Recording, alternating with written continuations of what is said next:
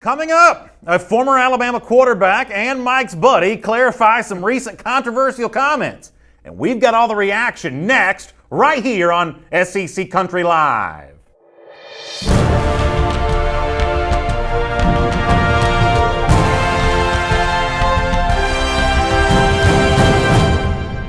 Hello, everyone, and welcome to SEC Country Live. My name is Brandon Adams. This is the former Alabama All-American Mike Johnson, and rumors of our demise have been greatly exaggerated. We'll have more on that later on. For now, though, what do you say we dive in and talk a little SEC Country here? I can't wait to talk a little bit about my guy, John Parker Wilson, and I know you're going to bring the heat.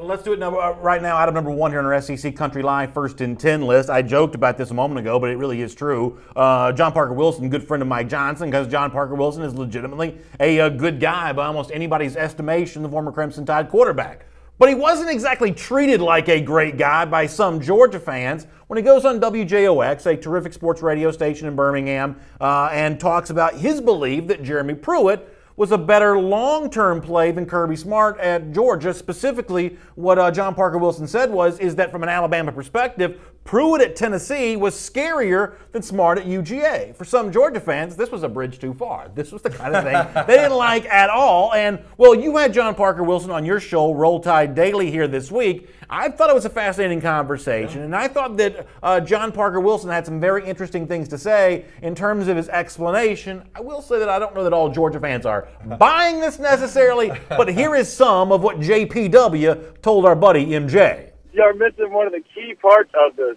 statement was long term. I'm not talking about this year.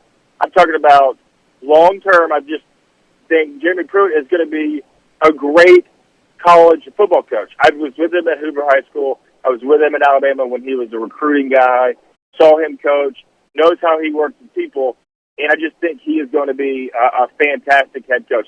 And I wasn't throwing shots at Kirby by any stretch of the imagination. I was just saying where he's at, he really scares me being in Tennessee. We do play them every year.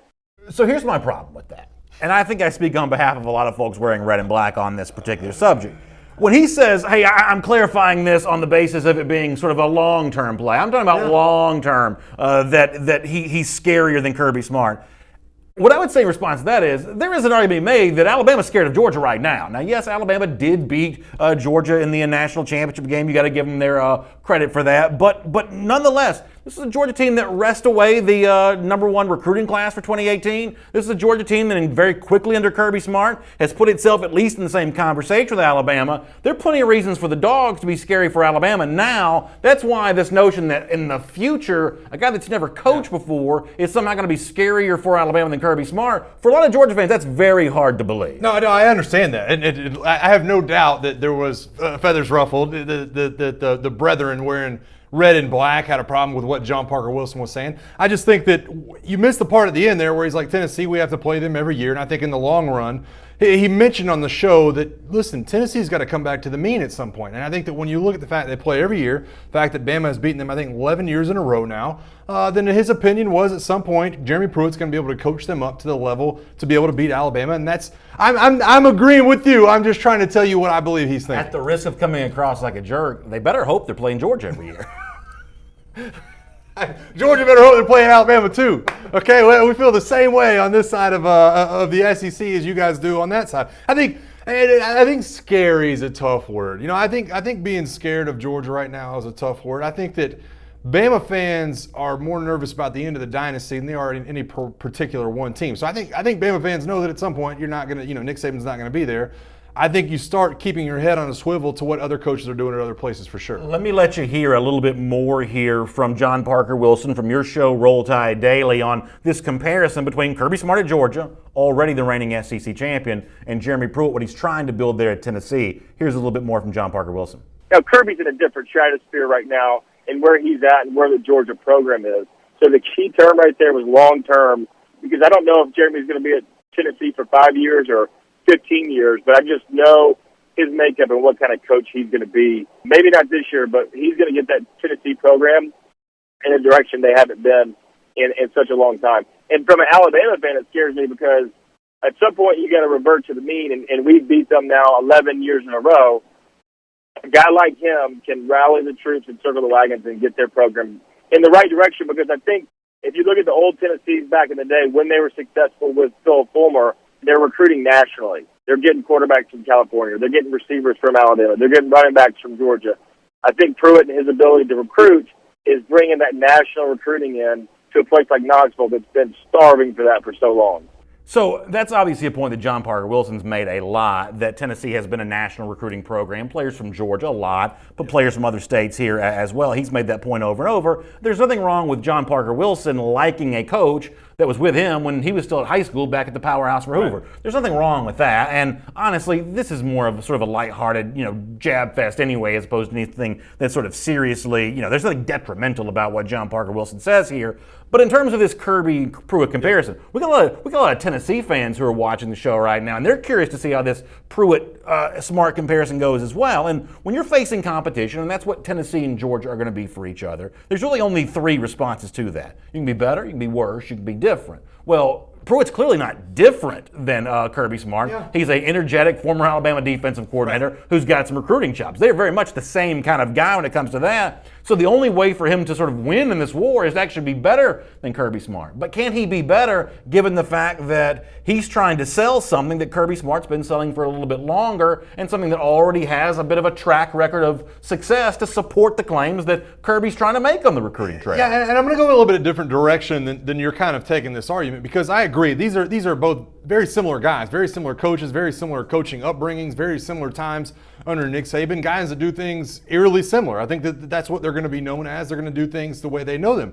I think the jobs are different, though. I think the jobs are different. I think that's what John Parker really wanted to point to. I think he wanted to say, these jobs are different. At Georgia, when Kirby Smart took over the job at Georgia, you shut down the state of Georgia. The talent level in the state of Georgia right now is at an all-time high in terms of recruiting. So I think what he was trying to say is, look at what Jeremy's able to do and see if he gets out nationally recruiting to get these guys from around the country back into Tennessee. Jeremy Pettis on the Facebook comment section says, JPW has an opinion, stop hating. And from that standpoint, I actually agree with Jeremy on this, that I like to debate on stuff like this. I like to kind of say, hey, to John Parker Wilson, here's why I think your opinion's wrong. But I want to make it very clear, and I know you agree with me on this.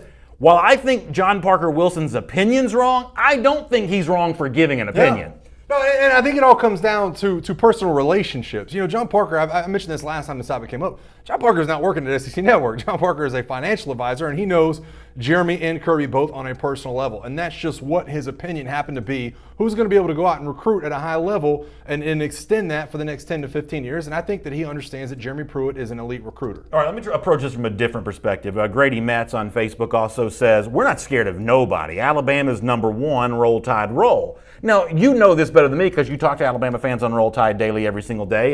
You obviously hang out with Alabama fans a lot. Was there any pushback from Bama fans towards John Parker Wilson, but the notion that you'd be afraid of Jeremy Pruitt? As this Alabama fan says, right. I think a lot of Alabama fans agree with this. Hold on. Not only are we not scared of Kirby Smart, we're not scared of Jeremy Pruitt either, because we're not scared of, as the commenter says, we're not scared of nobody. Is there any kind of pushback for John Parker Wilson, the notion that Alabama has any nemesis to fear? Yeah, I think there was some pushback on that definitely when you talk to Alabama fans, but it's kind of the lighthearted version like you're talking about. It's a nice discussion point. I think a lot of Alabama fans look at it and say, we're not worried about Tennessee. Tennessee is this and that. We even had a topic on the show where we highlighted that there was some writer that said Tennessee will never win another national championship. But I think you'd be kind of short-sighted to say Tennessee will never beat Alabama again, and most people would rather wait another 15 years before that happened. All right, let's get ready to do item number 2 here on our SEC Country Live First and 10 list. And I love these recruiting battles this time of year. It's really my favorite thing about the spring and the summer. I've told you this before, that while I love the season, I like the off-season. And part of what I like about the off-season are these sort of interesting recruiting battles, especially the ones that pop up kind of out of nowhere. Josh Belk is an example of that. He's a former elite recruit, really very highly rated 4-star defensive tackle. Chose Clemson, was an enrollee back in January for the Tigers, because of some family situations, was given his unconditional release from the Tigers. Now, he would obviously have to apply for a hardship to be eligible in 2018. That's not likely to happen, but when he does play again, if it's Georgia, if it's South Carolina, the two schools that are thought to be maybe competing right now for Belk, this is a big get for the school that gets him. The state has had good reporting on this, coming out of Columbia, South Carolina. Belk in Columbia yesterday to meet with South Carolina, expected to be in Athens today to meet with UGA. A guy that's also been all over this story is our buddy Jeff Sintel from DogNation.com. And here's what Jeff recently laid out on a recent edition of Dog Nation Daily about this potential decision for Belk. close to home school, South Carolina? Is it Georgia? Here's Jeff Sintel on that. It's really about distance. Then, Athens is 3 hours away. I think Clemson was 2 hours and a half away. The closest school there might be Will Muschamp and those Carolina Gamecocks, because that's only about an hour away from home. I think that's a situation where there's an issue with a member of his family and declining health, and he needs to be closer to home to kind of support that family member. So obviously, and I find myself saying this a lot when this subject comes up on the shows that I'm a part of, Josh Belk, a great defensive tackle, having a family issue, maybe even a health issue for one of his family members, that's obviously more serious than football. But on this show, we're football talkers, right. So the football implications of all this cannot be denied. That if a South Carolina or a Georgia could get involved with Josh Belk, it's obviously a huge deal. No, I think it is. And I think this is a guy who can be a difference maker along whatever defensive line he lands on. And I think it's an interesting recruiting battle for a lot of different reasons. It's transfer season, right? I mean, we've talked about transfers. We talked about where difference makers can be made. We've talked about what teams need to improve in the trenches. We've talked about what Georgia's lost, what Will Muschamp possibly still lacks at South Carolina. I think it was really interesting to look into his words when he visited South Carolina. He goes, I think he's getting recruited by Lance Thompson, who's a former, if I'm not mistaken, a Rivals Recruiter of the Year in a lot of different ways, and he's moved on to South Carolina. So it's going to be interesting to see the way this battle kind of shapes up and who was able to really kind of solidify their defensive lines going into the year. Yeah, that's exactly right. And if you read what was kind of written in terms of quotes from Belk to the State, he obviously said more glowing things about South Carolina than he said about Georgia. His relationship with Trey Scott, who's the position coach that's recruiting at UGA, is maybe the reason why he's even visiting Georgia. But as Jeff Sintel also explained, there's another mitigating circumstance here. While South Carolina is closer to where he lives right now, maybe there is some thought that home situation might change, which is maybe also part of the reason for the Georgia visit here. Here's a little more from Jeff Sintel. Interesting wrinkle there. I don't know if whether the family might be moving, which would throw all that geography out of whack a little bit. That's something where I know Georgia would love to keep adding in the defensive tackle spot. Belk is a guy that held himself up very well, was a kind of a big-time early enrollee at Clemson in their class, and that's one last player they have for their class of 2018. Papa Doc on Facebook, or I should say on YouTube, is saying that Kirby Smart's good at recruiting in-state and nationally. I would say he's good at recruiting in-season and out of season. This is not the kind of player that some Georgia fans thought they'd be in on, and South Carolina may still get him here. Muschamp's obviously a force to be reckoned with on the recruiting trail as well. But for the perspective of the Georgia fans that I talk to every day, I think the thing that makes Smart popular is the fact that he sort of finds a way to get in on a conversation like this when almost everybody thought it was a fait accompli that Josh Belk would choose South Carolina on the heels of making the decision to lead the Clemson program. Yeah, and I think that you got to always – I don't think you would ever count Kirby Smart out at this point, right? I think that anytime we're talking about geographic implications, we're talking about being near Clemson, being wherever a Josh Belk is from, I think that you can never count Kirby Smart out from that aspect. And listen – for you guys out there that are saying, this is just another transfer, I'm pretty sure this guy was the number one defensive tackle last year, wasn't he? Player. A huge I don't know if he was number one, but he was up near the very top. Absolutely, and he was an eye-opening for him to go to Clemson, and so it's going to be an eye-opener for whoever lands this guy. Jamie Blanton, who's a good South Carolina fan in our Facebook comment section, says that Josh Belk's coming to South Carolina. He sees those 10-plus win seasons coming, Mike, and Jamie's one of those guys that's in our comment section a lot. He's obviously high on the Gamecocks. I think for good reason. I mean, I just gave Kirby Smart some credit for kind of getting in on this kind of discussion. I mean, Muschamp is building a roster that Steve Spurrier could not dream of building. I mean, South Carolina was not in the discussion for many in the way of elite recruits at the end of the Spurrier era. But here, sort of a surprise to maybe add a guy like Josh Belk, it just speaks to what Will Muschamp's capable of doing. Well, I think it speaks to what kind of some of the weaknesses have been historically at South Carolina. It seems like these guys that are Josh Belks have always landed at Clemson, at least for the last few years. Right, I mean, the Josh Belk, the number one defensive tackle in the country, have seemingly landed at Clemson. Now, you've landed Jadeveon Clowney, you've landed other obviously quality defensive linemen, but if Will Muschamp wants to run a Will Muschamp defense and he wants to get that talent level elite to where it needs to be to run that Will Muschamp defense, then guys like this are a must-have for this football team. Quick final point on this. If it is indeed a situation where sort of the smart money ends up being right and Josh Belk chooses South Carolina over Georgia, this will be the second time here in the last 12 months that Muschamp has knocked off his good friend Kirby Smart for a position of need, defensive tackle. It was Rick Sandage, ironically also from the state of North Carolina, that chose South Carolina over Georgia for the class of 2018. Muschamp was instrumental in that recruitment, and here we are with Josh Belk here again once again as well, where maybe South Carolina's a slight favorite. Muschamp really getting in there on not just some players that Georgia wants, but at a position position Georgia needs them. Yeah, and I think it's interesting to look back at Josh Belk's work because he visited this past weekend and he gave an interview as to what he was kind of looking at in terms of his visit he went on. He said he was welcomed back with open arms. Hey, it was like I never even signed with Clemson. It was like I just snapped my fingers and I was welcomed back in, and it was like we were doing the recruiting thing all over again, back from square one. So it's definitely something to keep your eye on. All right, item number 3 here on our SEC Country Line First and 10 list. Let's turn our attention to the LSU Tigers for a moment. I'm going to give you credit for this. Not that this proves that you were right, but you said this early, and now the internet's kind of following in behind in your footsteps here. When we talked about toughest schedules in the SEC the other day, as ranked by Athlon Sports, we were talking about Texas A&M really being number 1 on that list. And you said, hold on.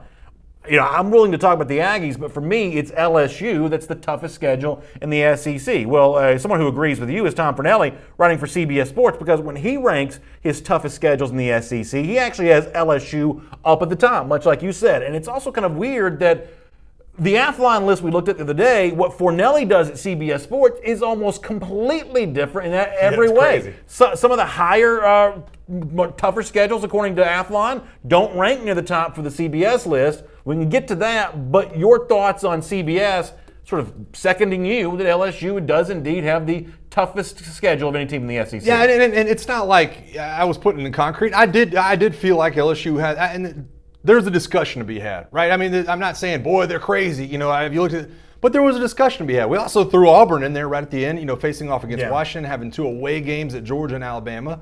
So there was a discussion to be had at the top. I just looked at what LSU had, looked at what their cross-division opponents were, looked at what they had coming, what they had away.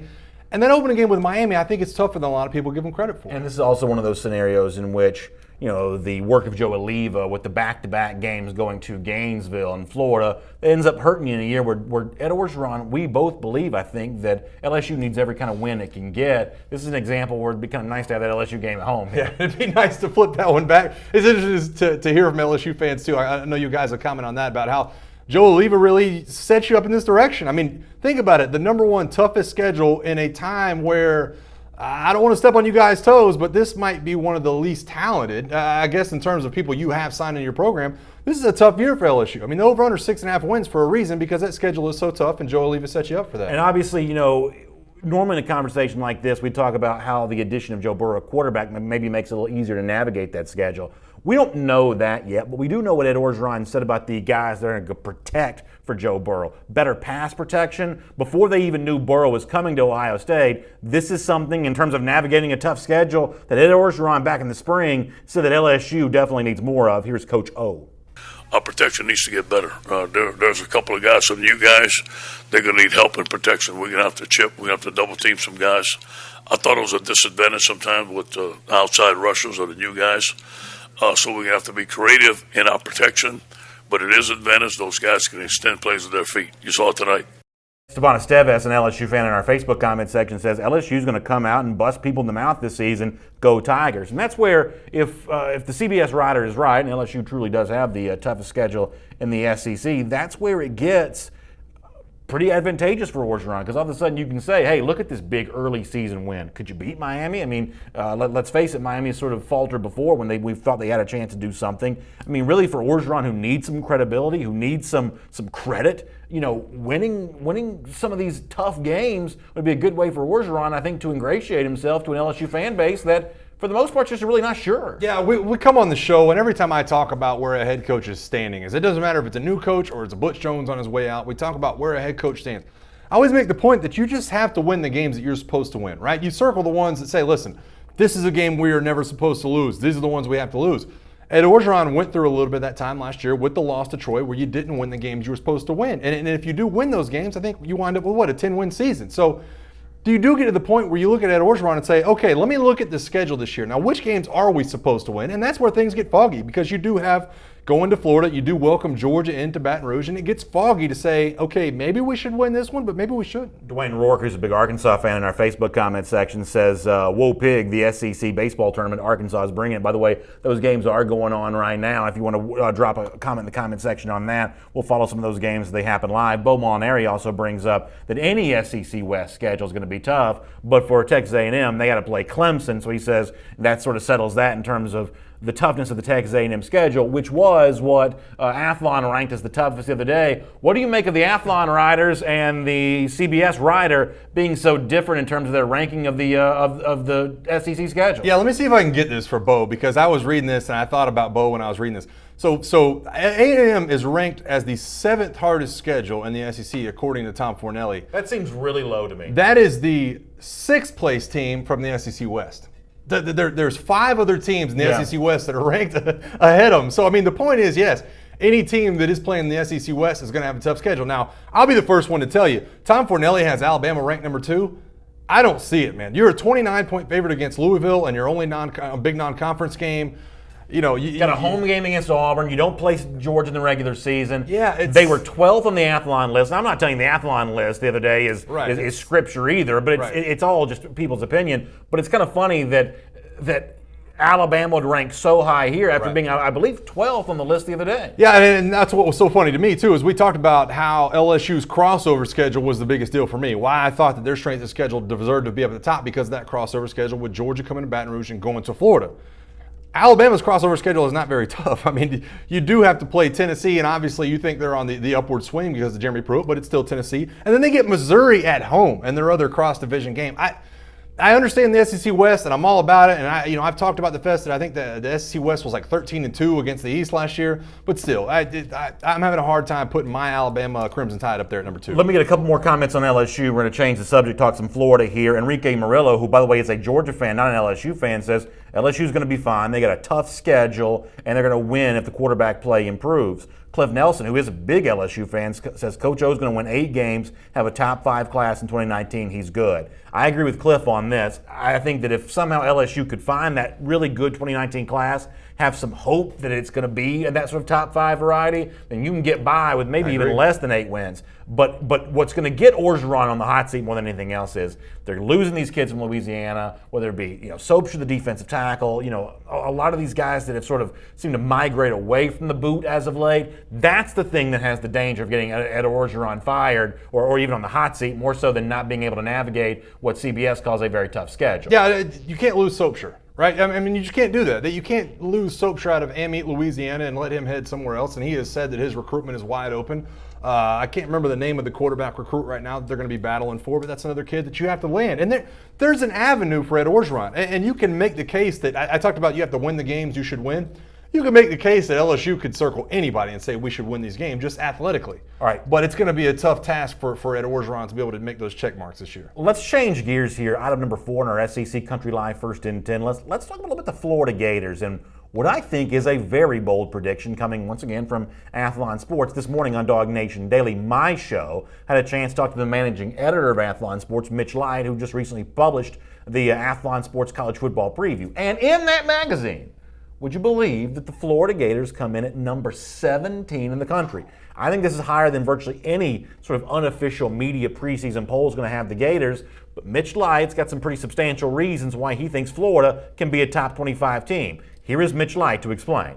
This pick was about Dan Mullen. We're big, kind of as a staff, we're big Dan Mullen believers and think he's going to have an immediate impact there. They've got some playmakers. Jordan Scarlett's coming back off of suspension. He had a really good spring. You mentioned the secondary. They've got good cornerbacks. We're not buying South Carolina as much as some people. When you say, okay, we like Florida more than South Carolina, and I know a bunch of teams could finish at 4-4, 5-3 in the East, but the way we kind of looked at it is we think Florida can separate itself from that middle pack and emerge as, I don't want to say serious challenger to Georgia, but the team that threatens Georgia maybe the most. We know weird things happen in Jacksonville there. So, if you're asking me some teams that we may be on a limb on this year, Florida's definitely one of those.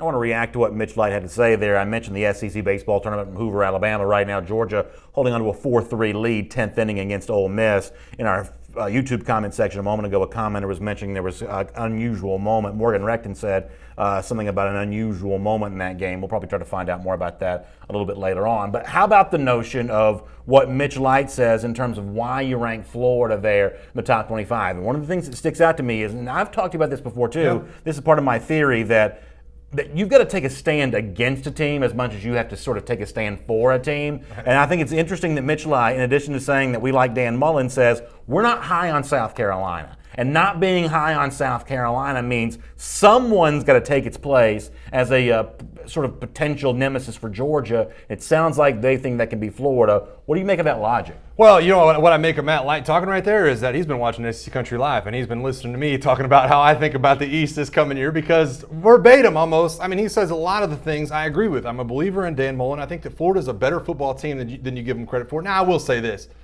17 is still a little bit of a reach for me. When you look back at the rankings before the bowl games last year, before everybody went off and kind of won or lost an extra game, I think LSU was at 17 with a 9-3 record and a loss to Troy. Yeah. So I don't. I mean, do I have Florida at 9 wins? I think they could reach it. I think the talent's good enough.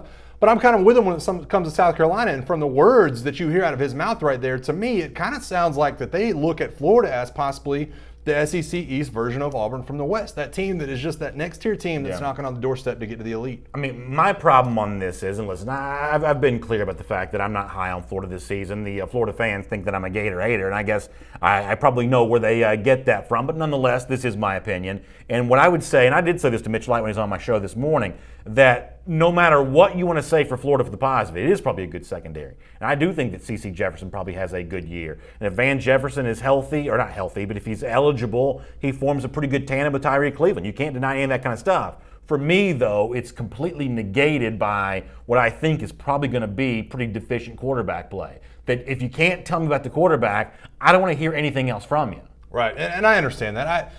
When I look at Florida and I look at the way they could possibly be built this year, though, I just don't know that I look at it and think that this is a quarterback-driven offense. I really don't. I think that when you look at the way they're going to be built, you didn't have to have a great quarterback play at Georgia last year. You didn't have to have great quarterback play for most of the year at Alabama. I think that the way the offensive line shapes up to me and the way the defensive line could possibly shape up, possibly the front seven, if they do play to the top of their talent level, is that the quarterback doesn't have to be great. And I think that Dan Mullen, we talk about quarterbacks so often, they've got good players at every other position, and Kyle Trask or Felipe Franks or Emory Jones or whoever it is just needs to fit in and do their part. There's a lot of YouTube comments coming in here on this. I want to read some of them. Terry Crews says the Athlon sports sales just went up in Florida, and I won't deny, and listen, I've been very honest about this on SEC Country Live. There's clearly a financial motive, a business motivation for saying good things about a big fan base. Florida's a gigantic fan base, like many in the SEC are, and so there's obviously there's potential reason for motivation. Kind of like we said the Bama bump in recruiting. There is a potential motivation to say good things about Florida in a preseason magazine because Gators are magazine buyers. Yeah, listen, MJD over here on the YouTube comment section says Florida will win 9 if you combine the 2018 and 2019 schedules. Yeah. That's the only way they're going to get to 9 wins. I don't know. I've got them sitting there at 8. I think that you can get to 9 with a good bowl game and a good bowl win. I don't know. I think they've got some games that are going to be tough for them, but I wouldn't put anything past Florida at this point because I think the talent level's there. Morgan Recton on YouTube also explaining this situation with the Georgia baseball game. He says Ole Miss had 2 outs in the 8th, up by 2 runs. Georgia had runners in second, third. The Georgia batter hit the ball back. The pitcher, who for some reason threw home instead of first, threw it over the catcher's head. 2-run score on the play, and that's how Georgia has the lead right here. And we don't talk a lot about college baseball here, but I guess there is some debate in the college baseball world of, has Georgia done enough to get one of those top 8 national seeds? Maybe it needs a win here after losing to Texas A&M yesterday to be in that conversation. We will see about that. But to go back to the Florida topic, who ironically is Morgan Recton's favorite team, who gave us the UGA information there, I'm also not sold on Jordan Scarlett, and this is where I think a lot of Florida fans would agree with me on the quarterback stuff, but I think a lot of Florida fans would say, "Who are you to question Jordan Scarlett?" But if you really look, apart from the suspension, look at the numbers that Scarlett's put up even before he's suspended. What guarantee do we have that he's really ready to be that sort of bell cow running back here? I may be proven wrong on this, but I think somebody's got to point out that it hasn't happened yet. Well, I think that everybody was so high on him going into last year that obviously we never got a chance to kind of see that come to fruition. My answer to that would be, I need to see the offensive line play better. I know that Jordan Scarlett, everybody's going to wonder what he is. You're going to wonder what the running back platoon is going to look like for Florida. The offensive line was a letdown to me last year. I fully expected, I bought into everything Jim McElwain was saying before the year last year. The offensive line is going to be our strength. They should have been the strength. The talent level was there. But can that offensive line get to a point where Jordan Scarlett or whoever it may be in the backfield gets inserted and is able to get those 100-yard gains? Cliff Nelson says if Florida wins 9 games, they're going to have the number 1 defense in the country to carry them. And I think that Cliff is probably right about that. I know about C.C. Jefferson. I'm a believer in the Florida secondary. That seemingly is always good. But tell me about those linebackers. Who from that linebacking core is going to make the kind of plays that Cliff Nelson describes as being needed to be made to make up for an offense that just probably not going to be scoring a lot of points? Yeah, I don't know. I don't know the answer to that. I think the linebacking core, to me, is a question mark. I think that they can be very good. You've seen a little bit of shifting there in the spring as to who the starters were and who the backups were. I think they're really, really going to have to rely on the fact that you're not going to be able to pass the ball very well on them. I think the pass rush is going to be there and the secondary is going to be there, and hopefully that can mold the rest of this defense into a run stopper. One more quick comment here. It also comes from YouTube. It comes from our SEC Country Baseball Tournament reporter, Morgan Recton, who gave us some good information, but now says, okay, back to football. BA, I think Scarlett will surprise you this year, just like if Mike says if our offensive line steps up. And that's the one thing even a Gator hater like me has got to admit, that Martez Ivey has a real chance here. What's his name? Juwan Taylor, the other tackle there on the right side. That's a couple pretty good bookend tackles right there. So the Florida offensive line has a chance, I'll admit this, has a chance to make up for what could be some other deficiencies from some of the other guys there in that backfield. Yeah, and they're going to have to. I mean, that's the bottom line. They're going to have to. I think Florida returns 3 or 4 offensive linemen next year, and I can't remember all their names right now, but they're a good unit. And I've brought up Nick Savage so many times in the show I can't even count it anymore, but you did see last year in those third and long situations where their feet just got heavy, where Juwan Taylor didn't play the way Juwan Taylor should, and Martez Ivey shouldn't play the way he should, not the way their talent level should dictate. I think that changes this year, and I think that really sends that offense a little bit up to a different level. Danny McLean says, BA, you just admitted you're a Gator hater. Listen, Danny, people see the red and black shirt every single day. We have never tried to admit here, Danny. Yeah, listen, we have never tried to pretend to be anything other than who we are here on this program. But I appreciate you checking in and noticing. Let me do item number 5 here on our SEC Country Live First and 10 list. Talk a little bit about the Tennessee Vols. And our buddy Mike Griffith, who y'all know and know has been a good friend to us here on SEC Country Live for a long time, he recently said something that I thought was really interesting with the quarterback situation at Tennessee, Mike. And really this kind of comes to the heart of the decision that Jeromy Pruitt's about to have to make. He's had 2 quarterbacks go through the spring, Will McBride, Jared Garantano. It seems that neither really distinguished himself at all. Now you got 2 more about to come in for the summer. Can you evaluate, as we said the other day about LSU, can you evaluate 4 quarterbacks at the same time? Mike Griffith says that Jeromy Pruitt's about to find out. Here's Mike on the subject. It's going to be interesting to see how Jeromy Pruitt distributes the repetitions. You know, in the spring, they were running 4 huddles. They were talking about having 4 offensive lines and everybody getting the same amount of repetitions. And you wonder if Jeromy Pruitt will take that same approach, particularly when Keller Christ and JT Shrout. Is there a catch-up effect? Will they get more reps than Garantano and Will McBride? I don't think so. I do think the coaches have to make a decision between Garantano and McBride as far as who's going to get the reps behind Keller Christ. Although early on, I would think JT Shrout will get equal work with Christ and he'll have an opportunity to win the job. I'm sure that was part of the recruiting pitch to him and all the recruits. But to me, it's a matter of Tennessee trying to decide what their offense can do.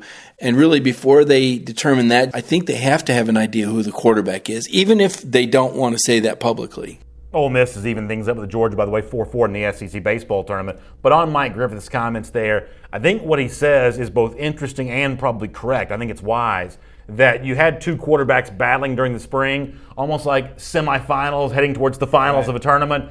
You have to have chosen between Garantano and McBride. You have to have eliminated one of those guys to sort of now compete with the other 2 who are about to come in. For the most part, I'm going to put Shrout here kind of on the back burner here as well. This is really, for me, Keller Christ versus whichever quarterback played the best during the spring, and your guess is as good as mine as to who that was.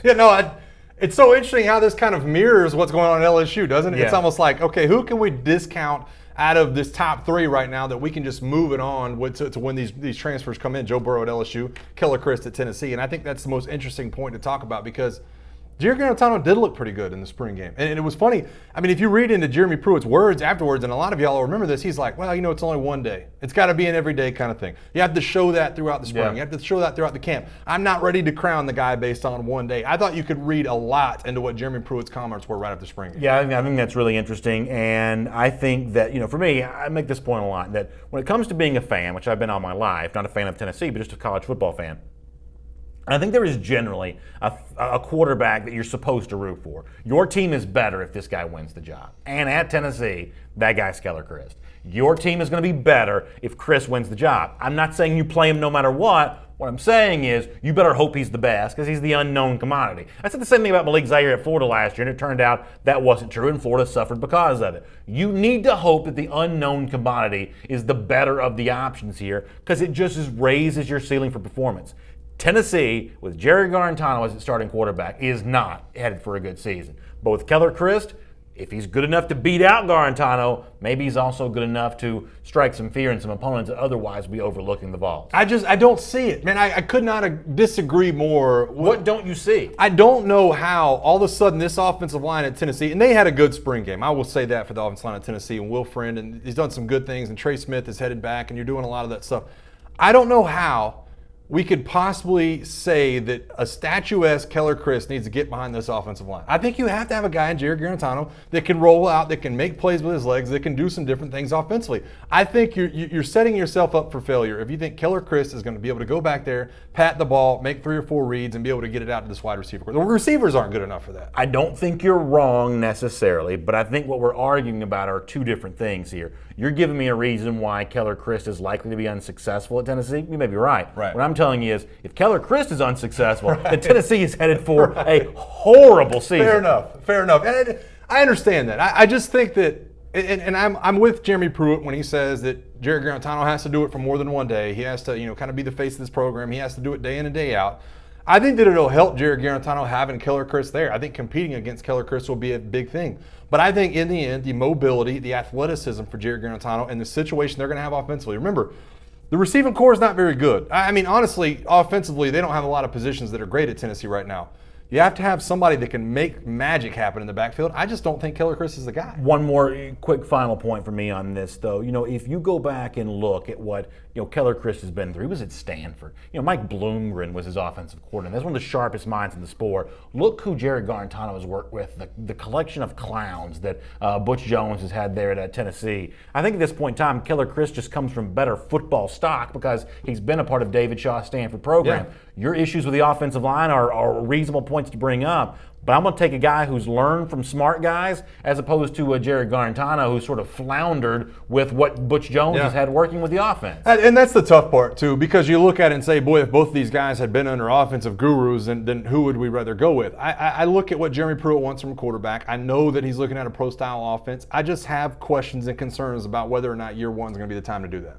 Grind Hard on YouTube brings up an interesting point, which is sort of a funny YouTube name, but he says, you like me saying that? He says, Tennessee is going to look much like South Carolina from 2 years ago. Not great, but a tough out. That's actually, I think, a compliment to the Vols. That's a great Do you compliment. think that Tennessee can be good enough to be a tough out? Can they be hard? Can they at least be hard to beat?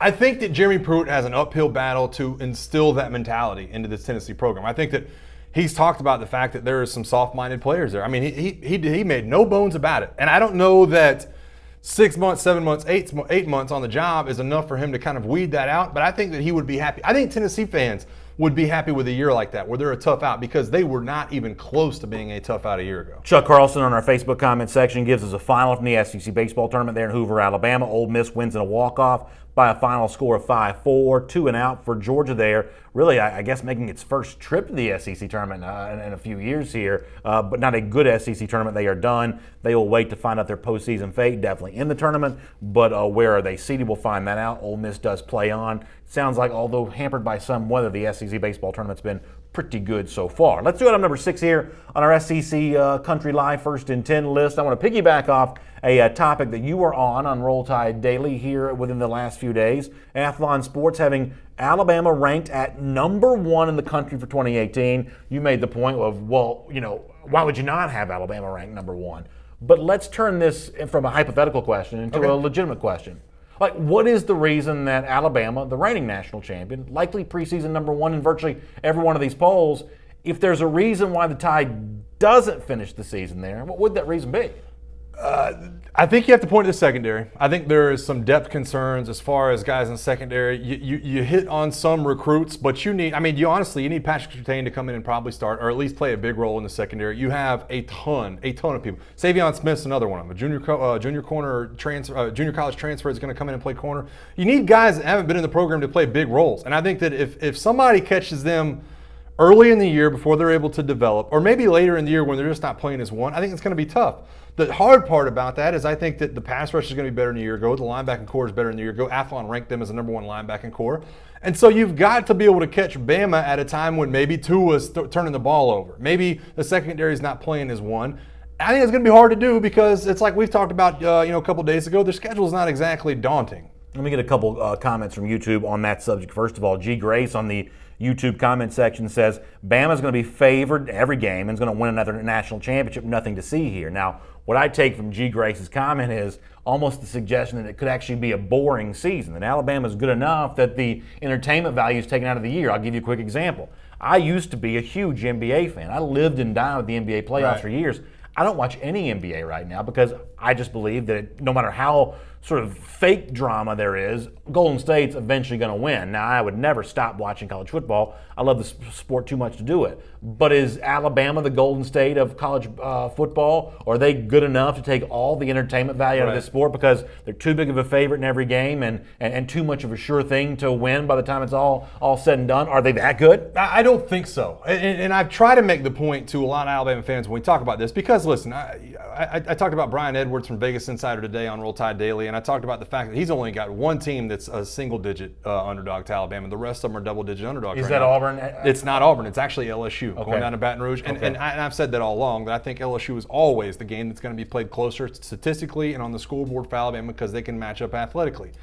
But I think you do look at it and you do trust Nick Saban. Now, it's like I said, I have to remind Alabama fans that there's not been an undefeated season in a long time. At some point, you're going to stub your toe. At some point, things aren't going to go your way. But I think when you look at it, and this is the point I made the other day when talking about those Athlon rankings, they have the number one running back core. They have the number one collection of quarterbacks. They've actually got the ranking in Athlon for the best coaching staff, believe it or not, after replacing 5 or 6 guys from this past year. So there's always the chance that you stub your toe. And I always give a ton of respect to programs like LSU and Auburn. Even Mississippi State and Texas A&M is going to be dangerous this year. But I think it'll be a letdown either way if Bama loses to any of those teams. Esteban Esteves is an LSU fan. Just a short drive down I-10 to Houston. Says, BA, you're higher than Afro Man. Rockets all day. So he says that I'm wrong for saying that. I don't know who Afro Man is, but he says that I'm wrong for thinking that the Golden State's got it locked up. Afro Man is just like he said. He's on a rocket ship. Afro Man is get what I'm saying? Well, there you go. He's a little bit of an astronaut, if you will. Good to know there in that regard. But with on the Alabama thing, Terry Crews, also in the YouTube comment section a moment ago, was talking about Tua Tagovailoa. That's a guy we haven't seen a lot of. That's a guy that obviously has built a big name for himself on the basis of, for the most part, one half of football. Now, I've thought Tua Tagovailoa was good for a long time. Yeah. But for the Alabama hater out there, is there any hope that this was just too much hype too soon, and all of a sudden Tua Tagovailoa goes the way of other elite quarterbacks who ended up not really panning out? That's what the Alabama hater kind of wants to hold on here a little bit. Any chance that turns out to be true? Honestly, I think there's a big chance, not a big chance, I think there's a chance that it turns out to be true, but you actually make me feel better about that situation. You make me feel better about Tua Tagovailoa because I'm worried about how many interceptions is this guy going to throw? Yeah, I don't care about that. If it's going to be a pass-heavy offense, and you have all these sophomore wide receivers that are going to be incredibly good and a good offensive line, can Tua hold on to the ball and throw it away when he should? Can he keep the interception ratio in his favor? But after talking to you, and you kind of hammer home the point that, listen, if a guy is going to make throws down the field, he's going to throw some interceptions, and that ratio is going to go up a little bit. So I think that Nick Saban's going to lose it. I think there's going to be some headsets thrown when Tua throws an interception, whether it be against Louisville, whether it be another tight situation. But I don't know that in the end, Tua's turnovers end up being a big thing. Unless there are sack fumbles in the pocket, I don't know that Tua's turnovers become a real part of this season. All right, it's item number 7 now on our SEC Country Live First and 10 list. I want to talk a little bit about some of the numbers of Gus Malzahn recently producing NFL draft picks here, especially in comparison to some of what's been going on around the rest of the SEC. I'm going to pull up these numbers. I want to give you a chance to kind of respond to the specific numbers themselves, but this is one of those things that when you're making $7 million a year, which Gus Malzahn is, I mean, he's going to be asked to recruit at this high level, right? And he's going to be judged in every way in comparison to an Urban Meyer and a Nick Saban and maybe what Kirby Smart turns out to be, certainly what Dabo Swinney already is. I mean, the conversation we're about to have about Gus Malzahn, because of the money that he makes, and I would say the same thing about Jimbo Fisher, although we're talking about Malzahn right now, he has to be judged in every way in comparison to the Myers and the Sabans of the world, right? And it's tough. He's going to be judged that way. He's making that kind of money. And Kirby Smart's the same way. I mean, you're going to be judged off these draft picks and how you're developing players and the inroads you have to the NFL. And I think it's almost in a way it's unfair for Gus Malzahn because he runs a different style of ship. He doesn't run, for a lot of different reasons, he doesn't run an NFL style of offense. Now, until recently, he didn't run an NFL style of defense in a lot of different ways, but you've seen guys, Carlton Davis being one of them, go on to be successful in the NFL playing in that defense here recently. But, I mean, you do still see guys like Jeff Holland that great college players that just haven't matched up with the NFL. I don't know if that's fair for Gus Malzahn. Justin Ferguson had some recent reporting on this and some sort of data analysis that I thought was pretty interesting, that Malzahn in his time at Auburn has essentially averaged 4 draftees per year. Gene Chizik before that averaged just 2 draft picks per year. Tommy Tuberville, who had a longer track record than any of these Auburn coaches, averaged 3.6 per year. And Terry Bowden, I should say, before that, averaged 2.67 draft picks per year. It's 4 a year, and it's very, very consistent here. 4 in 2018, 4 in 2017, 3 in 2016, 5 in 2014, 4 again in 2014. Is that enough, especially when we're coming off a draft season in which Jeff Holland went undrafted and Kerryon Johnson did not get mentioned in those Darius Geis, Nick Chubb, Sony Michel conversations of SEC running backs at the top of the draft? Is there a problem for Malzahn in terms of putting guys in the NFL? I think there is. And I think, obviously, Auburn fans would love it to kind of come along in terms of what they're doing in the NFL. Listen, there's comments flying in the comment section right now. Jeff Myers says Malzahn has not produced enough NFL players. And this is the big point. There's a big reason recruits go to Bama and LSU. Lawson dropping as far as he did and Holland going undrafted are big examples. I tend to agree with that. It's like I said, though. I don't think Malzahn is trying to run an NFL, style of program. I really don't. I think he's trying to do things differently. I think he understands that that's what Nick Saban is. That's what LSU is. And I think he understands that trying to run that same style is not going to benefit him in the long run, so he tries to do things differently. I'm not going to discount him for that. And he's been decently successful against those two programs. But hold on. Let me push back against that for a moment. Obviously, Malzahn does do something different than the typical NFL style, but so does Urban Meyer. Yes. Urban Meyer does a completely different offense. And, to extension, Dan Mullen will at Florida, too. That's not a NFL style of offense run at Ohio State. But there is no shortage of NFL players coming out of the Buckeyes Very here. True. So you don't have to be running the Foge Facio NFL offense. I don't know where that came from. You don't have to be running that offense to be producing NFL players. That Malzahn would not be the only coach who's playing spread style who's also going to be asked. I mean, from that standpoint, Dabo Swinney's the same way. He had a first-round draft pick quarterback a couple years ago. Yeah. I mean, the style of offense you run should not keep you out of the NFL conversation based on the Dabos and based on the Urban Meyers. And I agree with you, and I think the reason Urban Meyer has been one step above what Gus Malzahn has been is because of the defense. I mean, look at where those draft picks are coming. You've got Eli Apple, and you've got, just a ton of defensive prospects flying off the shelf in terms of what Ohio State's doing. My only point is that I think we could hammer Gus Malzahn over this. I think you could look at it and say, boy, it's hard for them to win this recruiting battle against Kirby or against Nick Saban or against LSU. I think he's trying to do it differently, and I think I'm okay with that. I think he's just saying, listen, I'm going to get more with less out of some of these players. And the fact of the matter is that Gus Malzahn has beaten Alabama last year, he beat Georgia last year, and he should have beaten LSU last year. All right, so Jamie Blanton says, BA, I don't know if you've noticed, but you're getting roasted in this comment section I've been today. dying laughing. What am I getting roasted about? The Afro Man comment, everybody's going, Is that a hip-hop artist? Is it Josh Trotter that was on here, and he was like, we need to get BA out of the house and out of Home Depot. Yo, listen, I'm going to tell you this right now. I've never pretended to be. I am the most suburban guy you've ever seen. Like, the most suburban person you know in your personal life, I'm like more suburban than that guy by far. I'm a married guy with 2 kids. I literally have a white picket fence in front of my house. Like, I could not be more suburban. Yeah, no, that's what's making it so funny, too, is I'm cracking up at all the comments because I know who Afro Man is, and I know some of his bigger songs, and they are funny. And the fact that he sings the I Got High song? Yeah. See, I've heard that song before, but I didn't know who the artist was. Yeah. It But goes right along with the entire BA kind of persona, though, that you don't know This guy much sits about. next to me acting like he's Carson Daly. I know way more pop culture than you do. That's so true. That's so true. Listen, that comes from my teenage years. I may not know Afro Man, but I actually probably know more music than you think I do. Now, listen, I'm not more than I do. I'm not living in like cool circles these days, but I know more music than you think that I do. But I live my gimmick 24 hours a day as well. I mean, I am a suburban dad here who's not exactly as plugged in as I used to be. What are you laughing about now? Jamie Blanton said he's quoting you saying, "Is that a hip hop guy?" ? And then he says, "I am deceased." Like he just died.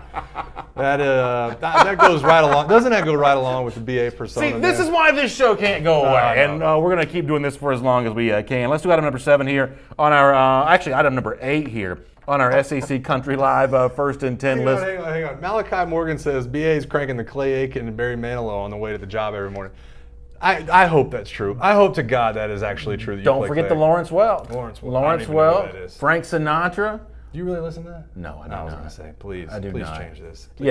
Like I said, I know more about music than you think that I do, but not as much about Afro Man as probably anybody else who's listening right now. I don't know much about him. That's that one song. That was my good one. Nonetheless, item number 8 here in our SEC Country Live first in 10 list, when Dan Mullen, who's been going around doing a lot of these speaking tour events, talking about everything going on with Florida football, and you kind of this is one of those weird moments in which I've actually defended Mullen more than you have because you mock him for, some of the things he's done to sort of sell the program. Yeah. I like going to the frat houses and the sorority row and things like that. I like the caravan going around the state, speaking to the rank and file Florida fan. I want more of that. But one of the subjects that came up the other day, and 24/7 Sports had some quotes on this, I'll read them to you in a moment, about Mullen being a little unhappy with the Florida schedule here for 2018. He doesn't like the imbalance of it's 3 straight home games, which means at a certain point in time you're on the road for a big portion of the season, especially when you factor in the neutral site game against Georgia late in the month of October. Is this a legitimate gripe for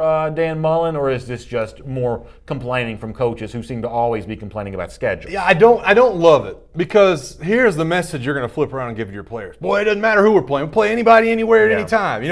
We've got to pay attention to what we're doing on a daily basis to get better. We've got to keep our nose to the grindstone. You can't worry about everything going on outside of this program. And then yet you're stopping by and commenting, well, I don't really like the schedule. I don't like the way it shapes up. You're giving your team, in my opinion, this is just coming from a guy who's been in a locker room like that, you're giving your team a built-in excuse. That's interesting. You're giving your team a built-in excuse if you're going to keep talking about schedules and keep talking about where this game is or where that game is. Stop talking about it. Worry about that behind the scenes. That's interesting. Worry about that with your AD and start focusing on what your team needs to do to be good. It doesn't matter. The schedule's set in stone. You can't change it now, so let's focus on what you got to do to win those games. Here's the quote. Mullen says it to the crowd. It's quoted by 24/7 Sports. Mullen says, I love spreading it out more, meaning home and away games. I don't always like having 3 in a row at home or 3 in a row on the road. I know Scott Strickland, that's the athletic director, he feels the same way. We're always scheduling to balance it out, but you can only control so much. The argument I'd make here in response to that is, there is one aspect of this that you do have control over. I mean, if you look at the Florida schedule, we can pull it up. One of the reasons why you're playing those consecutive home games to start the year is because you're playing, Talladega Tech and some teams like that. If you want to spread out your home games and your road games, how about play some non-conference home and homes? You're going to get some road games to start a season. You'll be in South Bend like Georgia was last September, or Alabama, which is going to be in Texas soon, and going to be at Notre Dame a few years after that. Now, I'm not specifically picking on Florida here because everybody could schedule tougher, but Mullen, a couple of weeks ago, was pretty emphatic about the fact that he wanted to go to Ireland to play like Boston College, I guess, but did not necessarily want to go traveling in Columbus and playing the Ohio States of the world. Yeah.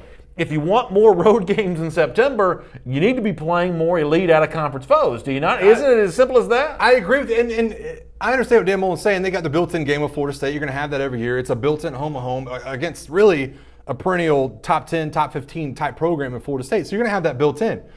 But I just, to me, when I look at it, and I understand his gripe, I understand that Florida State's a good team, but I think that's a good measuring stick for you. It's not going to keep you out of the SEC title game. Losing to Florida State's not going to keep you out of the SEC championship. Losing to Florida State nowadays is not going to keep you out of going to the national title. It's just not going to happen. So focus on what you have to do. Do you want to add one at the beginning of the year? Then go out and do that. But I just don't know about focusing on what's home, what's away, and who we're actually playing. Just go out and win the game. So here's a nice quote from Cliff Nelson in the YouTube comment section. We mentioned Lawrence Welk earlier, which is likely the most dated reference we've ever had on the show. Cliff Nelson says, my granddad watched Lawrence Welk every weekend when I was growing up. Ugh. I have no idea who that is. Like, isn't Harry Connick is probably like the modern day Lawrence Welk, and I'm not sure he wants to be thought of that way, but Harry Connick's probably the modern day Lawrence Welk. He's sort of like a big band leader. kind of old school guy like I that. don't even know if I know who Harry Connick is. Yes. Now, I know our LSU fans know Connick. sorry. He's a great New Orleans musician. I know they know that. At least many of them do. Let's do item number 9 here on our SEC Country Live First in 10 list. And I love this quote from Will Muschamp. You're seeing some real bold talk coming from him about what he believes about the future of the South Carolina program. Matt Conley of The State is the reporter who gets this quote. And if you're a Gamecocks fan, you're going to like this. He says about the facilities and the things going on. He said this to a crowd of South Carolina fans, that all the things now are at the top of the line.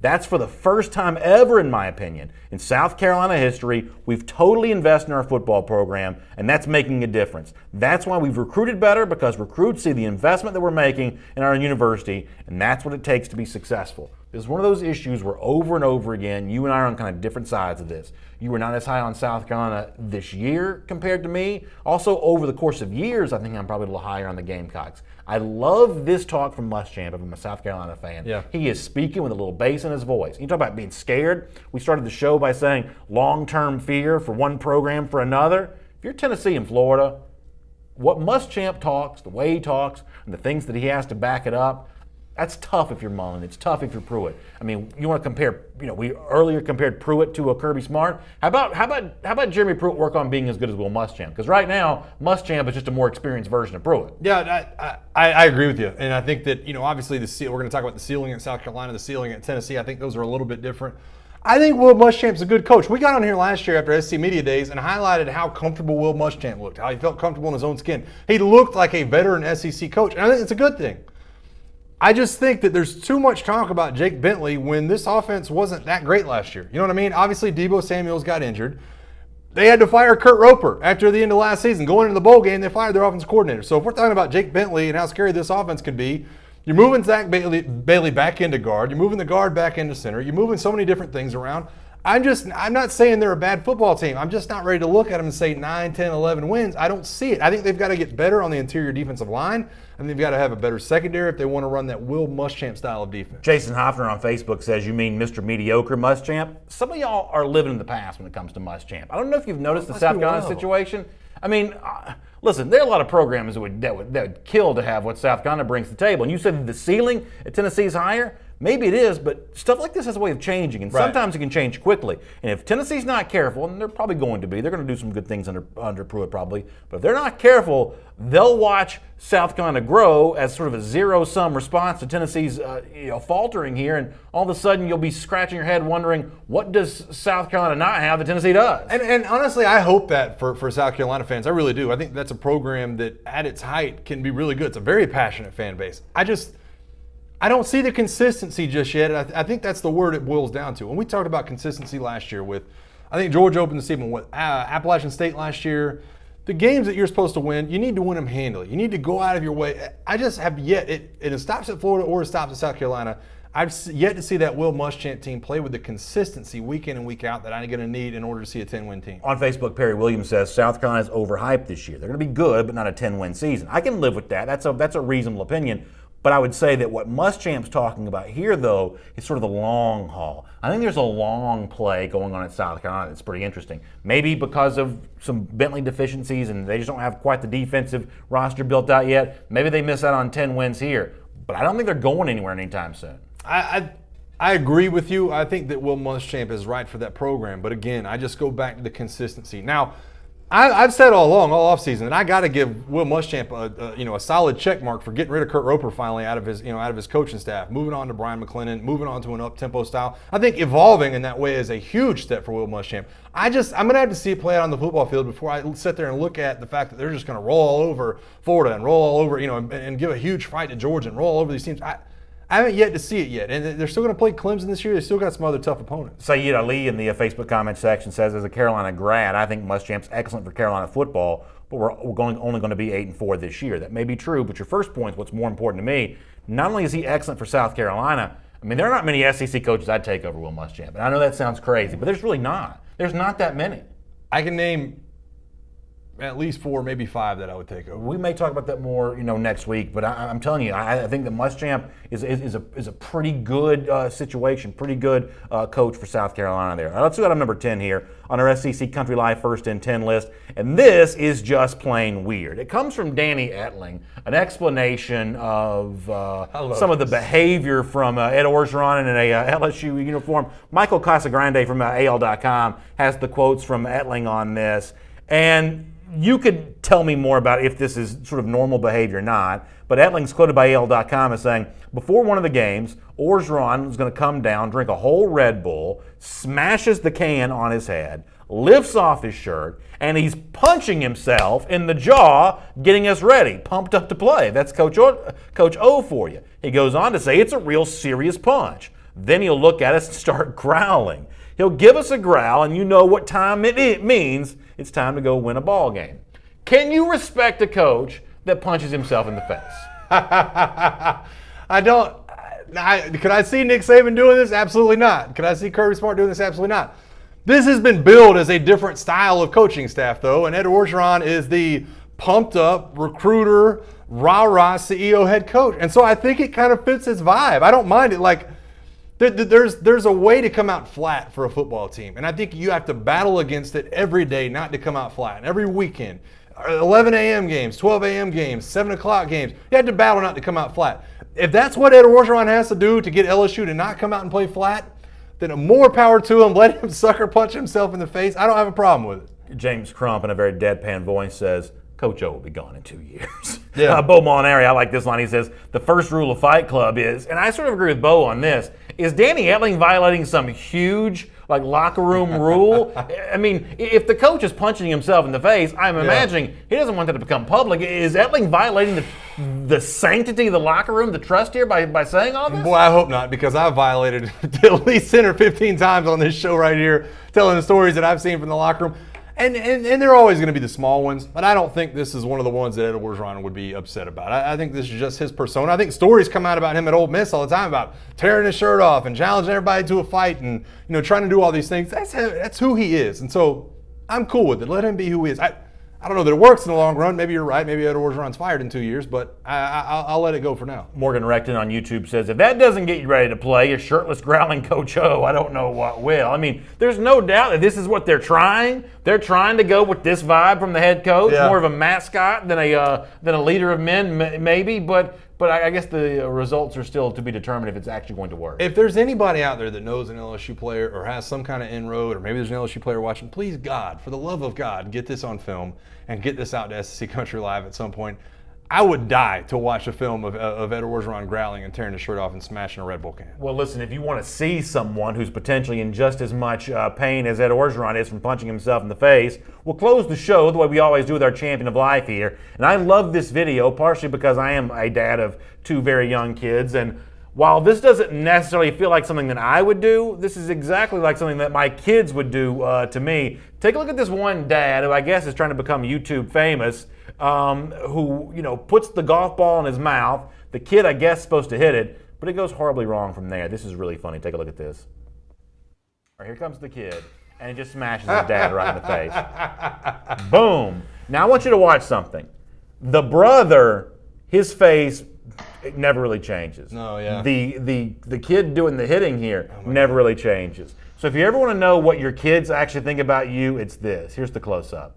Boom. Oh, God. They don't give a rip about clearly putting their dad in what seems to be some pretty significant pain there. Your son ever put you in pain? Oh, you ever my do gosh. anything like this? He's kicked me in the face. Listen. Being a dad like this is not for the faint of heart. You get more than your shares of bruises and scuffs listen, you better be ready, big fella, because it's coming to your way one day. At some years point. from now, maybe. Hopefully but not it's coming your shockingly way soon. Hopefully not shockingly soon.